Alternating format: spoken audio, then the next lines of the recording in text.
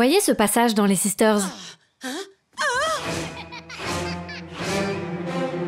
À première vue, c'est juste la chambre de Marine, une gamine très bordélique qui a tellement de doudou qu'elle ne peut même plus dormir dans son lit. Et elle pense même innocemment que le mieux serait de déménager pour avoir plus de place. Le moment est drôle, mais ce qui l'est encore plus, c'est de savoir que cette scène s'est réellement passée. Parce que si vous ne le saviez pas, les Sisters existent réellement. C'est pas une blague. Wendy et Marine sont inspirées de vraies personnes avec les mêmes prénoms. Ce sont les filles de William, le créateur de la BD Les Sisters. Si je vous dis ça, c'est parce que ça permet de comprendre pas mal de choses sur ce dessin animé. Par exemple que toutes les bêtises des filles ont plus ou moins vraiment eu lieu. Et que leurs parents, qui sont un peu bancals, le sont sûrement aussi dans la vraie vie. Aussi, savoir ça m'a permis de découvrir le nom de famille de nos héroïnes, qui n'est pourtant jamais donné dans la série. Bref, il y a beaucoup de choses à dire. Et c'est pour ça qu'aujourd'hui, j'aimerais vous raconter l'histoire complète de...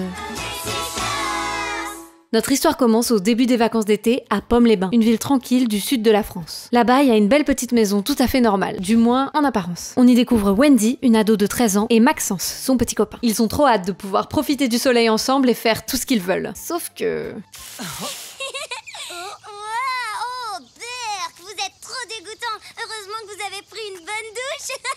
La petite blonde, c'est Marine, la sœur de Wendy. Mais on l'appelle souvent la pestouille parce qu'elle n'arrête pas d'embêter les deux amoureux. En même temps, elle a 7 ans, donc c'est de son âge. C'est une gamine assez normale qui adore manger des trucs bizarres, genre des sandwichs, pâtes à tartiner, camembert, cornichons. Miam. Mais elle aime aussi des trucs plus classiques, comme les licornes et les doudous. Dans un épisode, elle dit carrément en avoir 912. Rien que ça. Et elle en laisse traîner un peu partout, ce qui a tendance à énerver sa sœur. Faut dire que les relations entre les deux frangines sont assez compliquées. L'ado voit sa petite sœur comme un boulet, et elle a du mal à la supporter. Et maintenant, je vais te refaire la couenne, je te raconte pas. Wendy, tout ce qu'elle aimerait, c'est être tranquille pour faire sa petite vie et traîner avec ses potes, genre Samy et Emma, ou voir des films d'horreur au ciné, être sur son portable, faire du shopping, écrire dans son journal intime, et surtout profiter de moments intimes avec Maxence. D'ailleurs, est-ce que vous saviez que tous les deux, ils sont en couple depuis la maternelle? Franchement, je souhaite beaucoup de courage à Maxou, parce que clairement, j'ai l'impression qu'il subit un peu sa relation par moment. Wendy, je peux rentrer chez moi? Non, t'attends que j'ai fini d'écrire. Mais je fais quoi en attendant? Bah, t'as qu'à me regarder.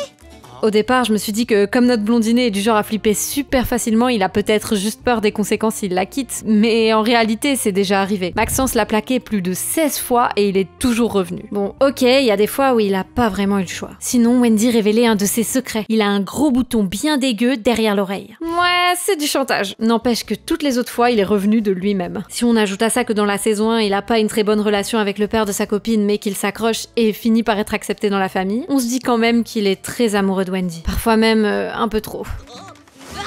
Vous faites quoi là? Ils sont tout rouges et ils transpirent. Et devant Marine en plus? Après ça, limite, c'est pas trop grave. Si la pestouille ne collait pas tout le temps sa sister, ce serait pas arrivé. Mais il y a aussi des fois où ça devient vraiment compliqué entre les deux sœurs. Je vous jure que Wendy est à 2 doigts de la tuer par moment. Bon, après, la petite sœur lui rend bien, comme dans un épisode où elle kidnappe Maxence pour aller le cacher dans le jardin. Elle ferait presque un peu flipper. D'ailleurs, les deux filles qui sont avec elle, c'est Nat et Loulou, ses meilleures amies. Toutes les trois, elles se sont même donné un petit nom de groupe, le gang des trottinettes. Marine, c'est un peu leur chef, ce qui n'est pas une très bonne idée, parce que c'est de loin celle qui fait le plus de bêtises. On parle quand même de quelqu'un qui a vendu la maison de ses parents pour 1 euro. Mais les moments où elle fait les plus grosses, c'est quand elle s'allie avec sa sister. Mais qu'est-ce qu'on a fait pour avoir mérité des catastrophes pareilles?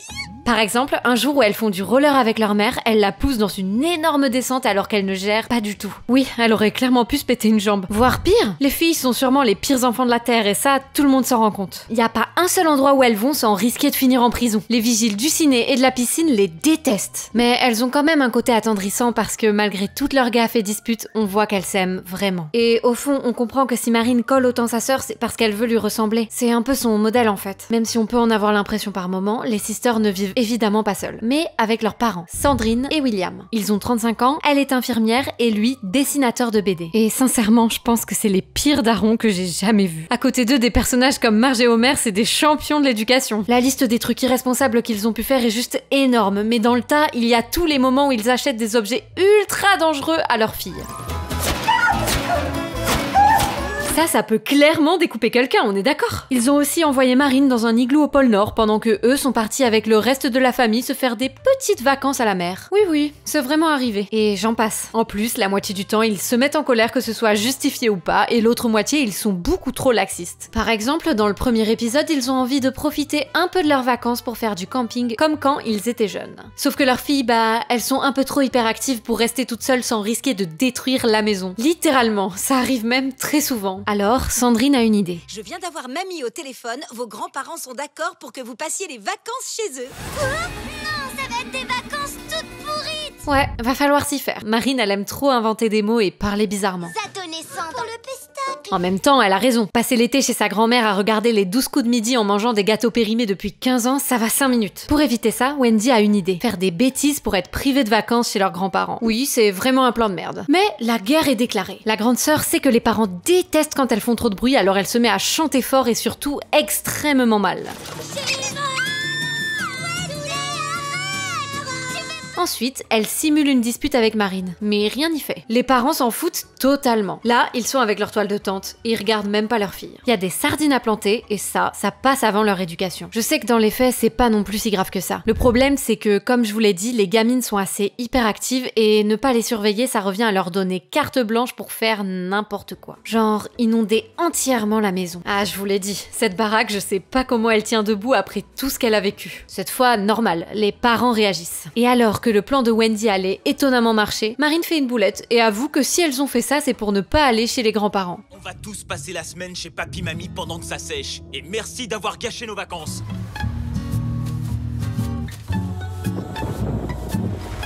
Ah ouais, ça va être des bonnes vacances, ça. Au fil des épisodes, la petite famille vit de nombreuses aventures. Dans le tas, on a par exemple Marine, qui invite une chaîne de télé-réalité à filmer sa famille H24 pour faire une émission dont elle serait la star. Ce qui est très flippant. On voit aussi Wendy qui emmène sa sœur faire du roller sur une rampe de 20 mètres de haut, mais encore Marine qui s'achète une nouvelle sister sur le Darknet.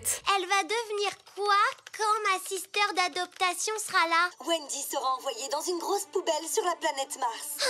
C'est là qu'on jette les sisters pas sympas. Une vie normale finalement. On commence à un peu mieux connaître les personnages. Par exemple, on apprend que Wendy adore la musique, surtout le rock. Elle s'habille même en gothique parfois pour aller à des concerts. Parce que oui, la grande sœur est très fan d'un groupe, les Vandalises, et d'un mec qui s'appelle Joy D. D'ailleurs, Wendy a un petit crush dessus, au point de carrément plaquer son copain pour lui. Alors que, soyons honnêtes, je sais pas ce qu'elle lui trouve, hein. Il chante même pas bien. Oui, dans mon cœur, tu seras une.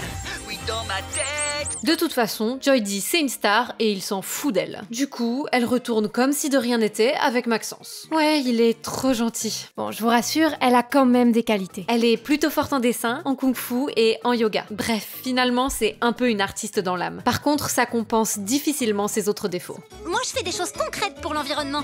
Par exemple, pour économiser des lessives, je mets les mêmes fringues tous les jours. Ouais, ça dégoûte. Aussi, elle est pas très forte en cours et elle a pas mal de mauvaises notes. Après, étant donné que son plan de carrière c'est devenir une star de la chanson ou influenceuse, c'est pas si grave. Waouh, vous avez vu? Déjà 54 000 j'aime et ça n'arrête pas.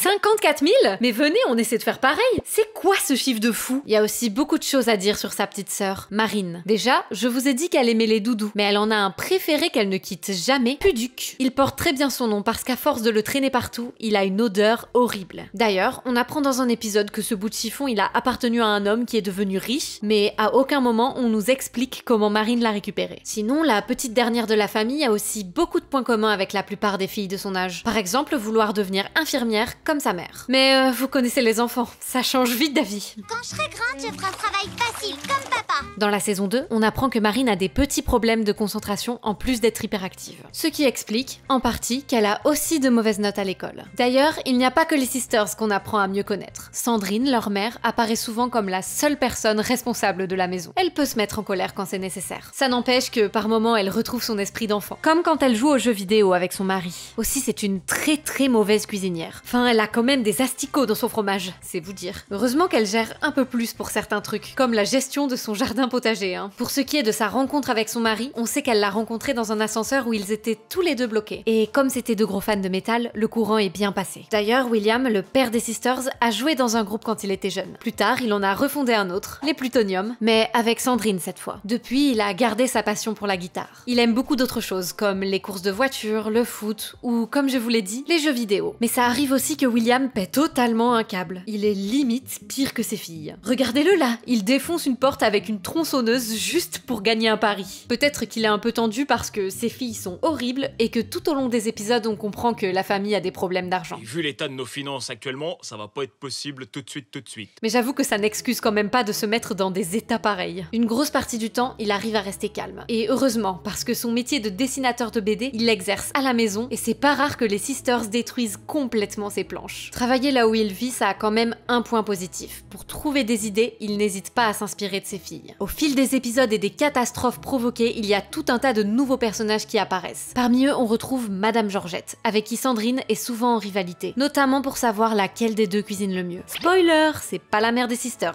Georgette vit seule et a très peur des cambrioleurs, au point où elle a fait installer une alarme que même le meilleur des espions ne pourrait pas passer. On a l'impression que son seul centre d'intérêt, c'est son nain de jardin. Mais dans la saison 3, on apprend que la voisine cache bien son jeu, parce que derrière son air bougon et méchant, elle est plutôt sympa et aime jouer avec les filles, notamment au foot. D'ailleurs, elle est aussi super forte. Sinon, il y a aussi Mel, la cousine de Maxence, ou encore Rachel Dupin, la rivale de Wendy. C'est une vraie peste. Elle a quand même volé la maison des Sisters pour organiser une fête dedans, piqué le portefeuille de Sandrine, ou encore dragué ouvertement Maxence devant sa copine. Sa mère est tout aussi horrible et son père, bon bah c'est le dentiste de la ville, j'ai pas grand chose à dire dessus. Parmi les personnages intéressants, il y a surtout Tata Coco, la petite sœur de Sandrine, qui revient tout juste d'un voyage autour du monde. Les filles l'adorent, et c'est normal, Coco et leur mère sont des copies conformes de Wendy et Marine quand elles sont toutes les deux. D'ailleurs, je sais qu'il y a des théories sur le fait que les parents et Wendy aient des cheveux bruns alors que Marine est blonde, comme sa tante. Certains pensent qu'il y a une chance pour qu'elle soit en réalité la fille de Coco, puisqu'elle lui ressemble beaucoup plus. Dans un épisode, la petite se pose aussi des questions sur ses origines, sauf qu'elle ne se demande pas si elle est la fille de Coco, mais est plutôt étonnée des points communs qu'elle a avec Maxence.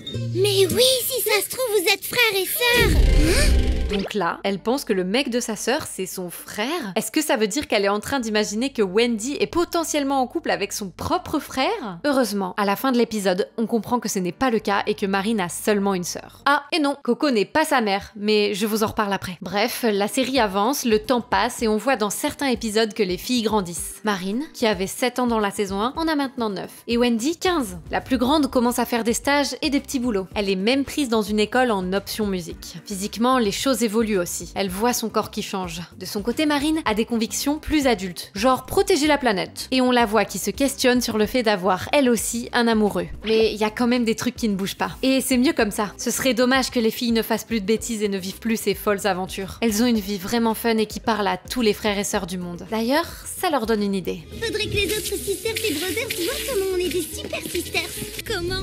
Genre une série qui raconte nos vies? Oui, ou alors une bande dessinée, je sais pas moi. Et justement, l'éditeur de leur père lui met la pression pour qu'il sorte une nouvelle BD. Alors, il prend l'idée de ses filles et se met à dessiner. Sa nouvelle œuvre est née. Cette histoire, c'est celle de William Maury, le créateur de la bande dessinée dont ce dessin animé est tiré. Il a simplement raconté sa vie, celle de sa femme Sandrine et de ses filles Marine et Wendy. C'est d'ailleurs pour ça que Coco n'est pas la mère de Marine, parce que ces aventures qu'on adore suivre, ce sont celles de personnes qui existent vraiment, celles de la famille Maury. Et dans la réalité, Marine est vraiment la fille de William et Sandrine. Théoriser sur le fait que ce ne soit pas vrai, quelque part ça revient limite à dire à une enfant t'es sûre que tes vrais parents c'est eux? Après, je pense quand même qu'au moment où William a créé sa BD, il a voulu en faire plus que simplement raconter la vie de sa famille. Créer quelque chose qui parle à toutes les familles du monde. Et il a réussi. Finalement, la seule question qu'il devait encore avoir au moment où il a terminé le premier tome de l'œuvre qui a changé sa vie, ça a sûrement dû être... Je me demande comment ça pourrait s'appeler. Alors là, aucune idée.